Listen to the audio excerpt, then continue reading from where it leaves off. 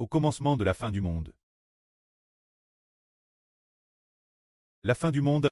Oh, la guerre a-t-elle commencé? Auparavant le frère Hébert, qui ne comprenait pas la vérité, ne saisissait pas comptement, quand c'était le plan de Dieu, pensait que c'était le début de l'attaque de la Russie contre l'Ukraine. Mais ce n'est pas le cas. Le début de la guerre de la fin du monde. C'est la Russie. Ce qui fait diviser la Russie, le commencement de ces guerres, est le début de la guerre de la fin du monde. Le Seigneur Christ a dit, avant que le Seigneur ne vienne, une nation élevera contre une nation, un royaume contre un royaume. Il y aura des famines en divers endroits, des pestes et des tremblements de terre. Tout cela arrivera, mais ces choses ne suffisent pas pour la fin du monde. Le début de la guerre de... Par exemple, Trump attaquant le Venezuela, heurtant leurs dirigeants. Trump voulant attaquer cet Iran, puis faisant éliminer le guide suprême par un bombardement, le régime iranien est sur le point de s'effondrer. Tout cela est lié au fait que le monde final est sur le point de finir. Mais la guerre la plus centrale, la guerre de la fin du monde, ce signe commence par la division de la Russie. C'est le début de la guerre de la fin du monde. Un commencement de la guerre de la fin du monde est précisément la division de la Russie. C'est dans la Bible. La prophétie du livre du prophète Daniel, précisément au chapitre 11 de Daniel. Tout ce chapitre 11 de Daniel est TRS long. Le livre de Daniel, le plus long, est le chapitre 11. Une TRS longue section décrit la division de la Russie. Une TRS longue section décrit quoi presque la division de la Russie, décrit la Russie du Sud. Le roi du Midi et le roi du Nord s'attaquant mutuellement. Au total, 2 rois du Midi sont apparus. Et 3 rois du Nord. Se dire que la Russie s'est divise. Elle se divisera en 10 pays. En fait, elle se divise en plus de 10 pays. Mais plus tard, il ne restera que 10 pays, divise en plus de 10 pays. Environ 12 pays semble-t-il. Parmi ces 12 pays divisés, c'est le roi du Midi, qui est le plus puissant au tout début, mais plus tard, contre toute attente. Ce roi du Nord est devenu encore plus puissant. Alors ce qui est étonnant, c'est qu'il est aussi clairement écrit, le roi du Midi fait référence. La division, se dire que la Russie s'est divise, parmi lesquels se trouve le pays du Sud, divisé en plus de 10 pays, l'un de ces pays est appelé le royaume du roi du Midi. Alors comment apparaît le roi du Nord? Le roi du Nord, c'est dans le royaume du roi du Midi. Il y aura un général. Il y aura un général TRS puissant. Il ira vers le nord. Après Stréal vers le nord, il y établira un royaume. Ainsi, après avoir établi le royaume au nord et au bas, il s'opposera à celui du sud. Son ancien maître. Avec son ancien maître, ils deviendront ennemis. Ainsi, le roi du nord est en fait un général sous les ordres du roi du Midi, qui est allé au nord pour établir un royaume. Ce sont les détails que le prophète Daniel a mentionnés. Ainsi, le sud et le nord ont continué se battre. Se battant encore et encore, chacun connaissant des victoires et des défaites. Ils se sont battus en tout. Pendant environ 10 ans après quoi, le roi du Nord a commencé à s'allier avec de nombreux pays. C'est Ali. Lorsque le roi du Nord s'est allié avec de nombreux pays, il est devenu la bête d'Icorne. Mais quant au roi du Nord, c'est le 3e roi du Nord qui s'est allié. Le temps de règne du premier roi du Nord est. Son temps de règne peut être de 5, 6, 7 ou 8 ans. Le 2e roi du Nord. Son temps de règne, son temps en tant que dirigeant, n'était peut être que de moins d'1 an. Puis, juste après, il y a eu un homme appelé le grand Mchan, le grand pêcheur. Ce roi du Nord, qui chevauche, se dire le chef de la beuté 7 têtes et 10 cornes. Cet homme, celui que l'apôtre Paul appelle celui qui siège dans le temple de Dieu, et se proclame Louis-me-Dieu. Il veut unifier la Russie. La capacité de cet homme est plus grande que celle de Poutine le Grand. Encore plus puissante, cet homme, il a alors unifié la Russie. Se dire qu'il a unifié la Russie divise. Mais après l'unification, ce n'est pas le genre de division de la Russie. Ce n'est pas l'unification d'origine, on sait, mais une unification par le biais d'alliances. Plusieurs petits pays s'allient, formant ainsi une Russie la fois divise et allie. La Russie actuelle n'est pas divise. Tout est dirigé par le leader central. Mais l'avenir après de nombreuses années de division.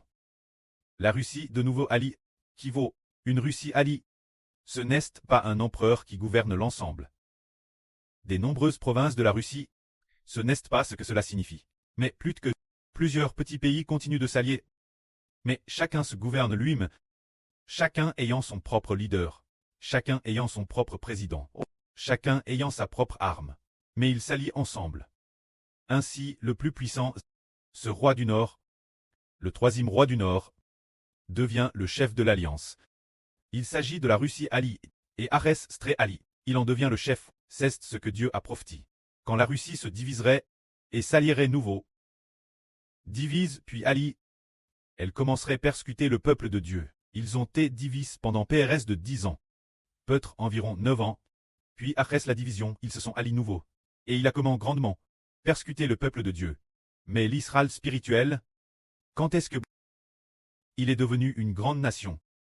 C'est durant ces 10 ans, se dire quand Trump a comment attaqué la Russie, qu'Israël a comment slaver, que le frère Heber appelle le soleil, a comment slaver, alors la lumière a comment, non seulement clairé sans frère et sûr, mais elle pouvait clairer la terre entière, et des gens de toute nation et de toute tribu, les uns après les autres, ont entendu parler de l'histoire du frère Heber. C'est donc ce moment tel que l'évangile des enfants d'Israël, l'évangile d'Israël, l'évangile de Ashber, a comment se propager, et de plus en plus de gens ont connu le frère Ashber, et ont cru en lui, s'efforant presque chaque jour de chercher les vidéos du frère Ashber pour l'écouter, puis chaque jour, selon les enseignements du frère Ashber, d'adorer Dieu ensemble. Selon les ordres du frère Ashber, les frères et sœurs ont enregistré les chants sur le RSO externe, où on enseigne les chants, pour que toutes les nations et tous les peuples les chantent, le moment d'adorer le Seigneur ensemble, le moment d'adorer le précleste. Et alors arrive, c'est dire, il y a tout juste 2 ou 3 jours, le pré travers 2 rêves, à Ordon Ashber de bâtir Israël, et d'obtenir par l'évangile beaucoup de personnes, pour ramener les enfants d'un grand pays au royaume des cieux. Le pré l'a ainsi ordonne. Contre toute attente, aujourd'hui la surplaine de Grèce, dans une vision, a su concernant l'Europe, et aussi au sujet de Trump, on pu savoir que la Russie serait bientôt attaque, puisque le pré a ordonné au frère Ashber de bâtir Israël. Cela signifie que le précleste va attaquer les régimes du monde, attaquer les grandes puissances du monde, pour qu'il y ait des troubles et des guerres dans ces grandes puissances afin qu'après cela, Israël puisse se lever.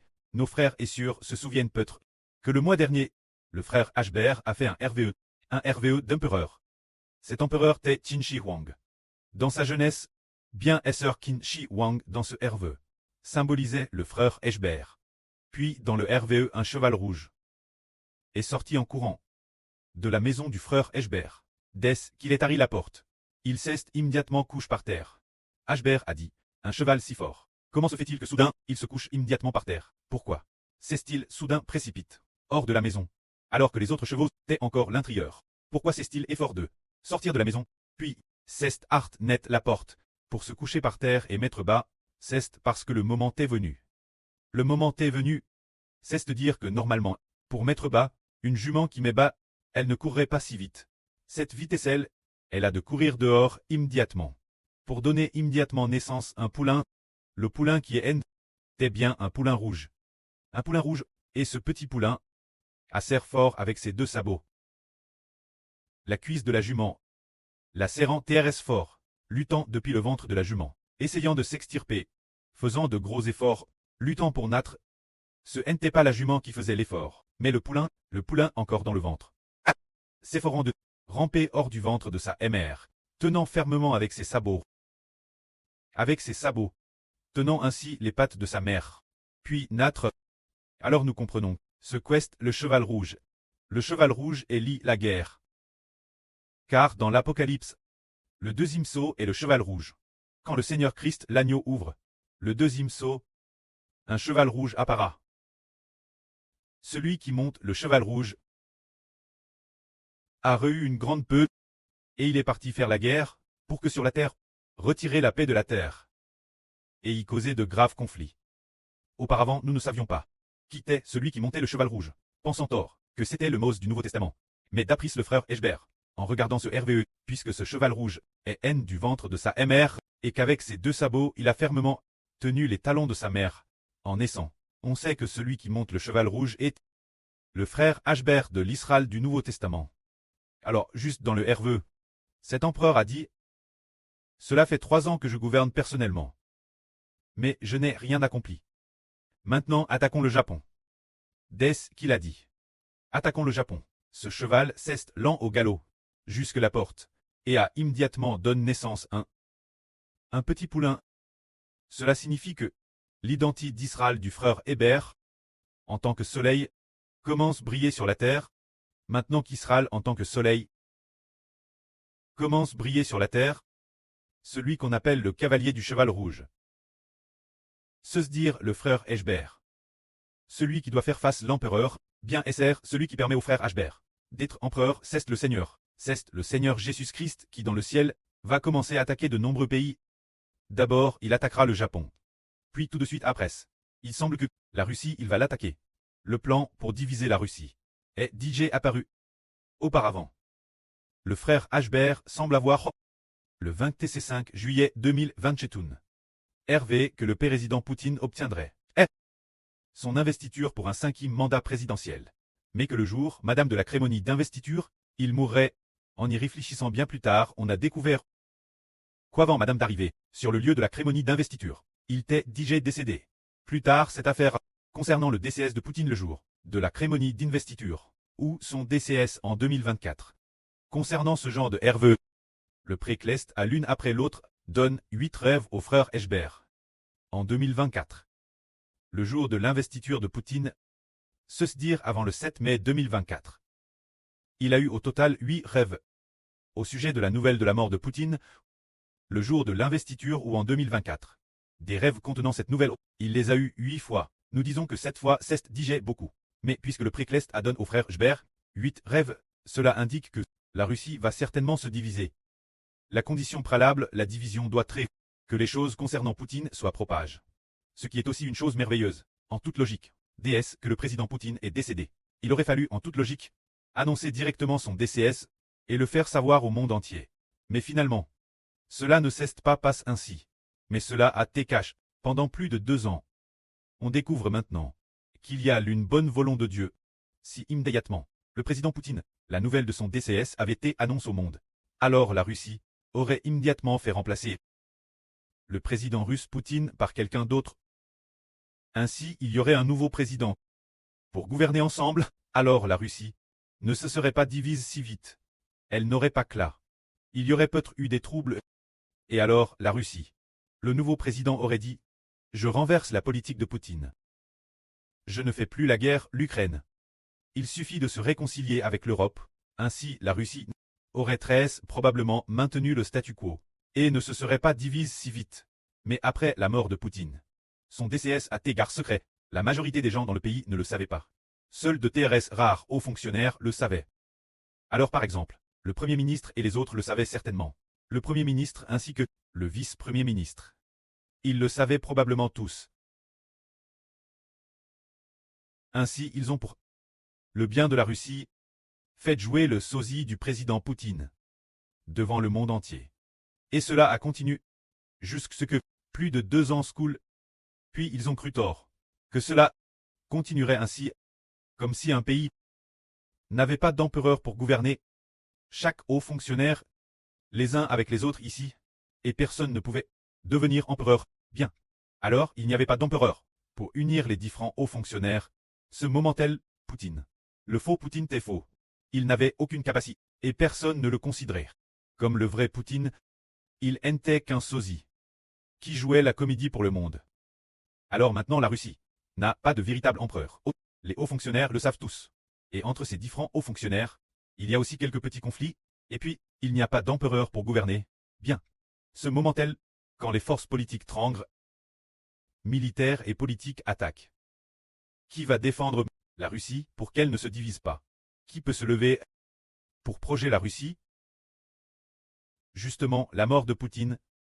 Le précleste ne l'a pas immédiatement fait savoir au monde. C'est pour que le moment venu, la Russie se divise rapidement, préparant ainsi le terrain merveille, que la gloire soit rendue au prêtre et au Seigneur.